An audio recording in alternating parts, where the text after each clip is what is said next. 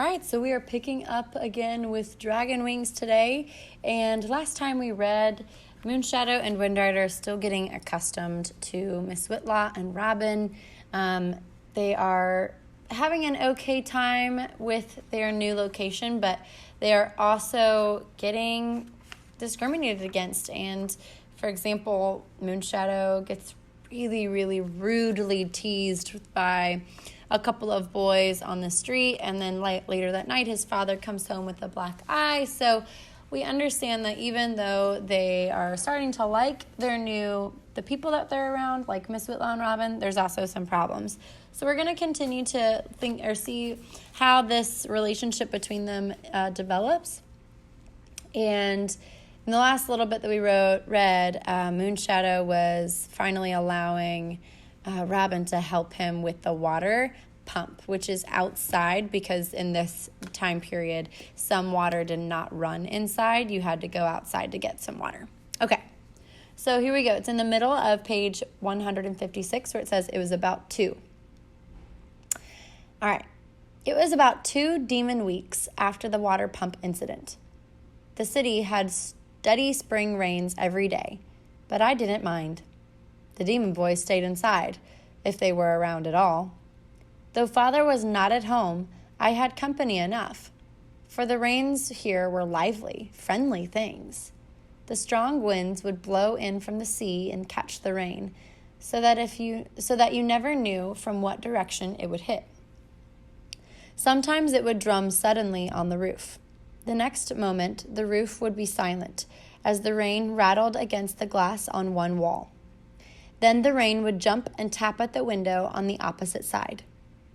During this time, Father lined up extra repair jobs, clocks, and things to fix in his spare time, until his table was cluttered. Still, he spared a half hour every morning to read to me from his aeronautical books. I don't think he ever stopped to consider that the Wrights were about the only demons whom I could have talked for any long periods of time. And after the half-hour lesson would come the reward, when we would work at a model of the glider, imitating the pictures and schematics in the books. Father would set the problem of ratios to me, in which I would have to convert the figures for a full-length original to a scaled-down model. Between my head and the abacus, I managed. Then Father and I would cut the bamboo strips and the rice paper and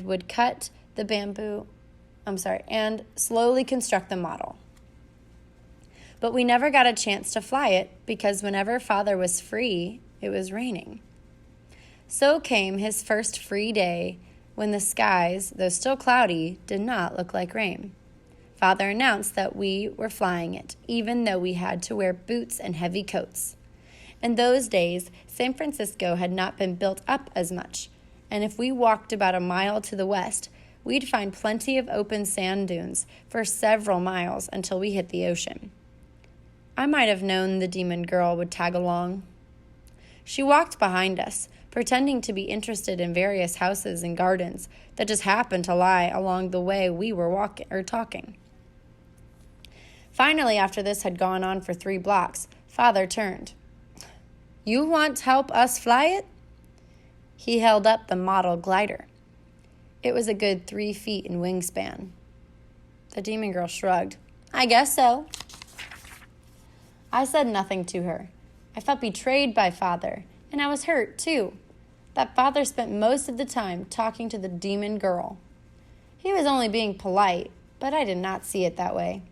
I kept waiting for her to make fun of the way he talked, but she never did. "I've never seen a kite like that," she said finally. "This model of glider take man into sky," Father said. "Oh, go on." The demon girl shook her head. "I wasn't born yesterday."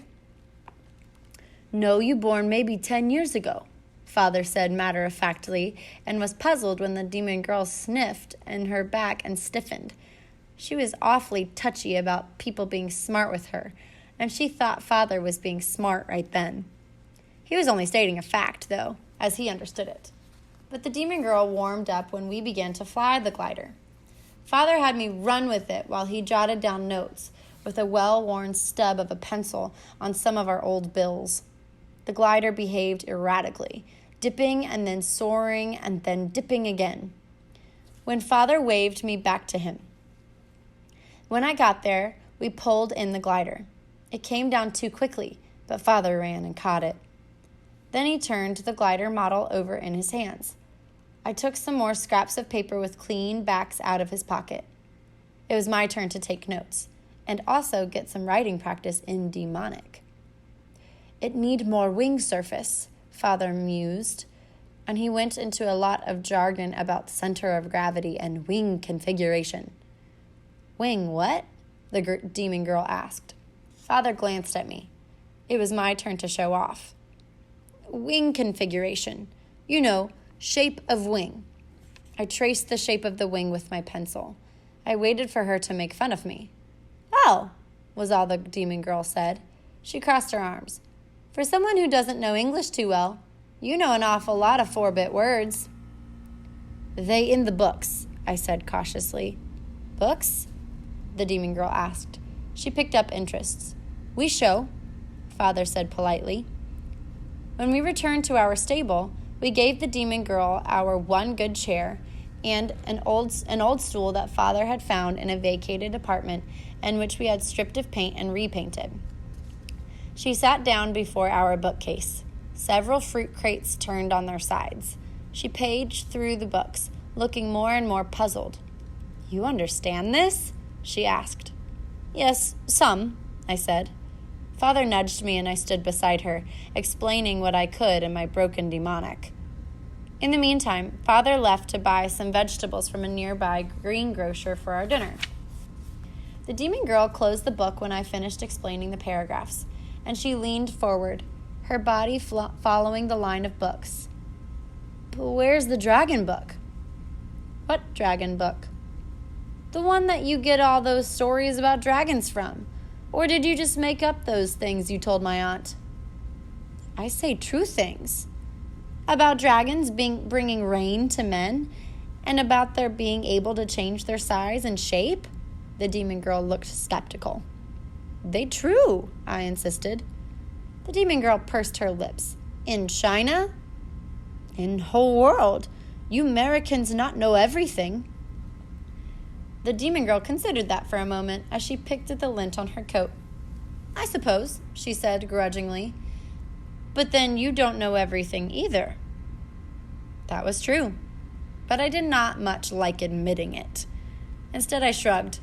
But I know lots about dragons. You like dragons? I don't know. I never met one. She said that almost as a dare to me, but I did not back down. How you know? They can be tiny, tiny as flea. Maybe you hear voice to you from nowhere. That them as tiny, tiny as ant, only you no see. Or maybe take shape of men. The demon girl crossed her arms over her chest and leaned forward on her knees. She still looked doubtful. I couldn't understand her stubbornness in refusing to believe in dragons. I suppose for her part, she could not understand why I believed in them.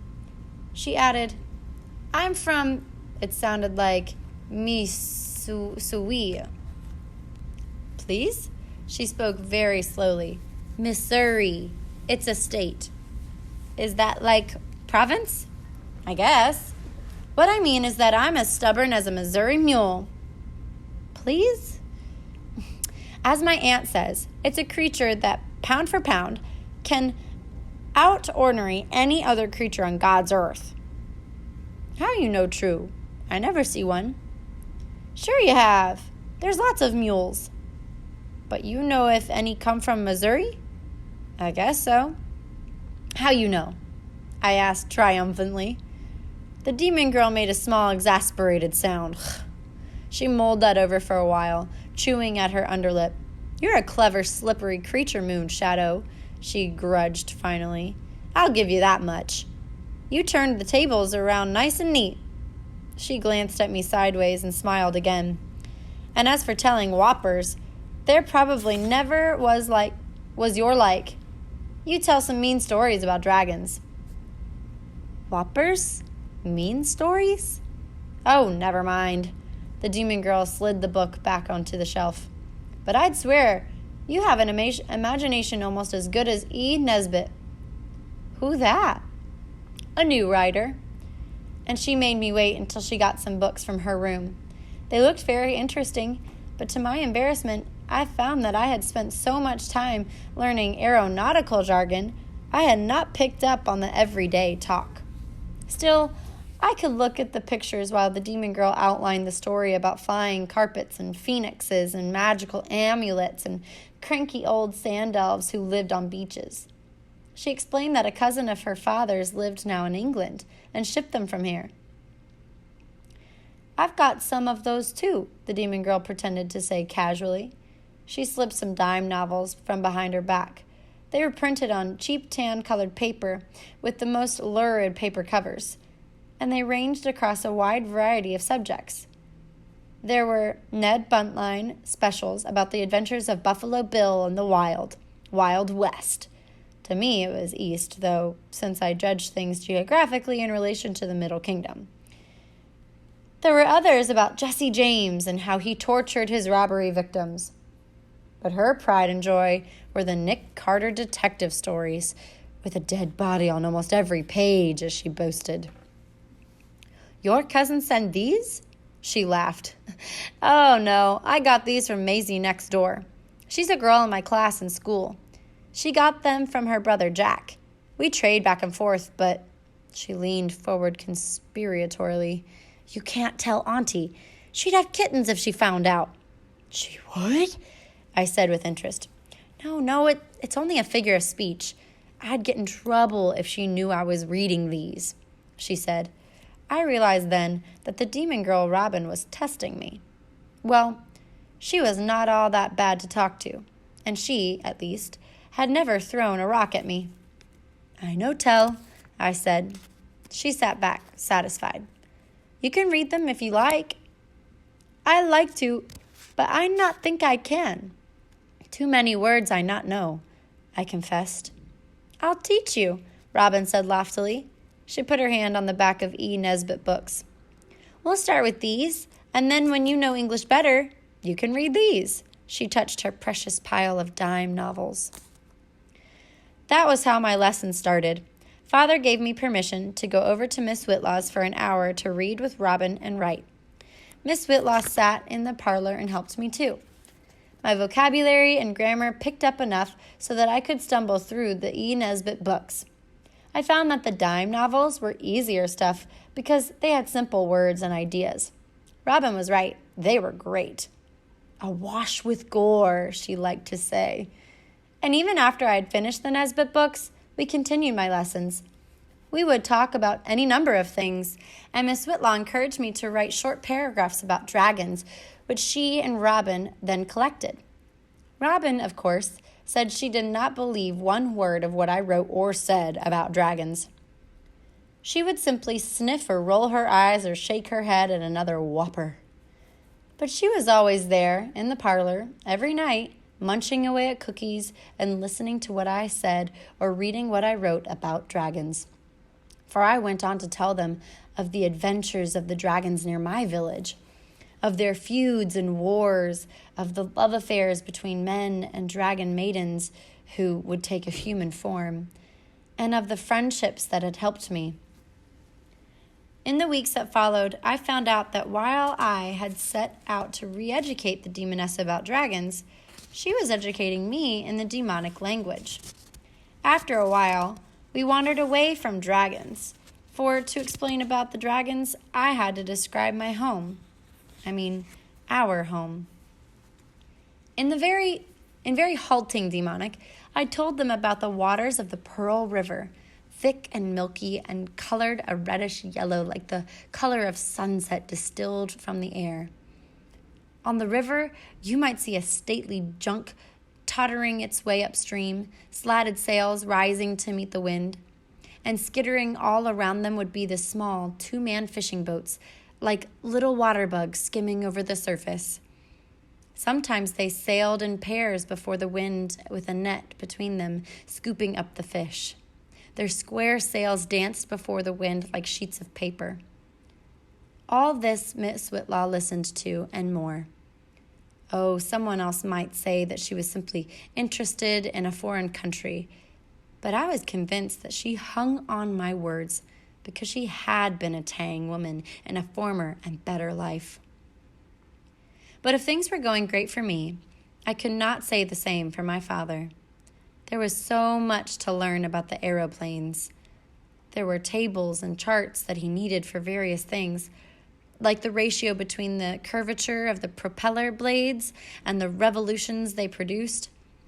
It was then that I got an idea. I waited until Robin was in school and Father was away on an errand before I went to see Miss Whitlaw.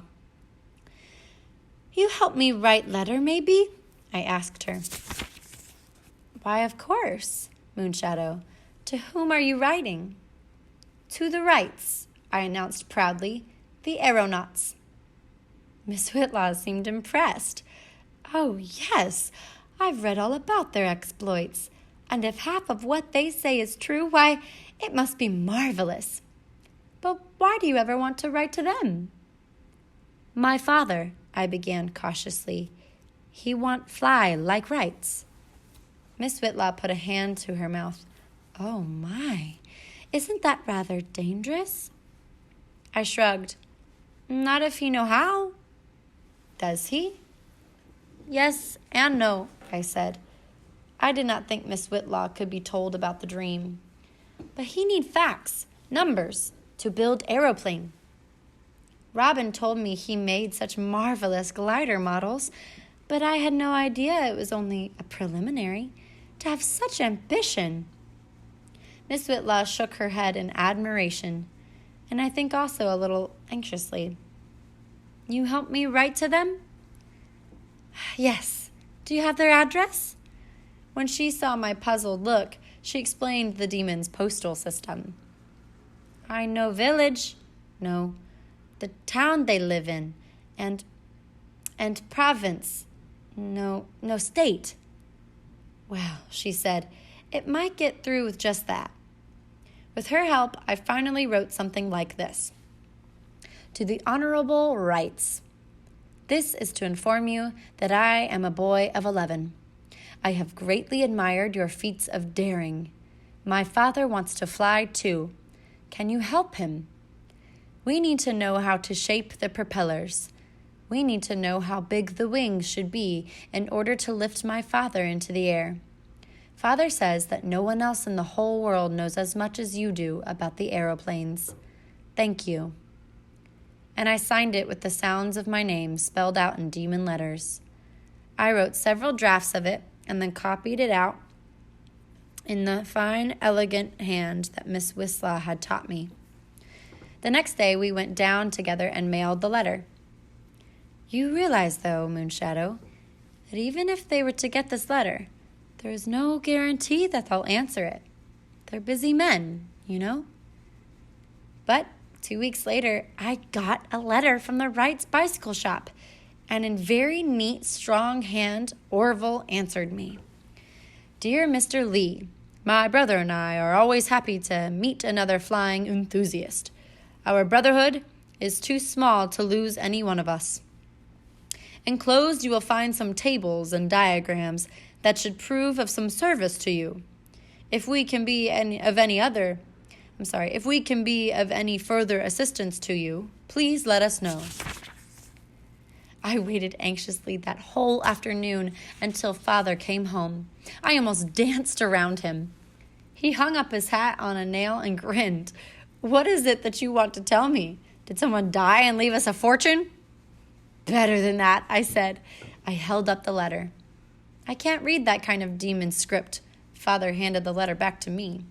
He could only read demon printed letters. He went down on a crate while I read the letter to him. When I finished, I found him staring at me. I could not tell if he was angry or what. "They also sent us some tables and diagrams." I tried to show them to Father, but he would not look at them. "Did I do wrong?" I asked. "It's just that it seems like begging," Father said. But Miss Whitlaw. Miss Whitlaw? Father asked sharply. Did you ask her to write the letter? She only helped. I set the tables and diagrams down on top of a nearby crate. You told her about my dream, Father accused me. No, I said quickly. I was scared. You talk too much, Father snapped. Father crumpled up the letter and threw it into a corner. I left Father sitting in the stable. Miss Whitlaw and Robin were in the kitchen baking some things, but Miss Whitlaw took one look at my face and told Robin to leave the room. Then she sat me down on the table and took my hand. What is it, Moonshadow? I told Miss Whitlaw about Father's being mad, and I hinted a little about how he behaved like a dragon sometimes. But Miss Whitlaw did not laugh. Perhaps, Miss Whitlaw tapped a finger against her lips for a moment. Perhaps the truth of the dragon lies somewhere in between the American and the Chinese versions. He is neither all bad nor all good, neither all destructive nor all kind. He is a creature particularly in tune with nature, and so, like nature, he can be very, very kind or very, very terrible. If you love him, you will accept what he is. Otherwise, he will destroy you. For a long time, I listened in silence to the steady ticking of her kitchen clock. You wise woman, I said finally. No, she laughed. Just a foolish old woman who talks so much that every now and then she gets lucky and says the truth. She patted me on the shoulder. Now go back to him. I went back. Rather than shout at me, Father had gone to sleep. The next morning, I found that Father had picked up the letter and smoothed it out on the table as best he could. At that moment, he was leafing through the tables and diagrams. He turned around when he heard me get up. Still, there's so much to know. And they did call us brothers. Yes, they did, I said carefully. Father shook the tin can into which we put our savings. He pulled out some dragon paper dollars and coins. Maybe they'd like a crate of oranges? Don't you want to write a letter to them? Yes, I guess that would be best. Can you write while I dictate? I can try. Father thought for a moment. Maybe you should get Miss Whitlaw to look at the final version, Father suggested. He wagged a finger at me, but only for the grammar. And that's where we'll stop, and we'll pick up Chapter 8 tomorrow.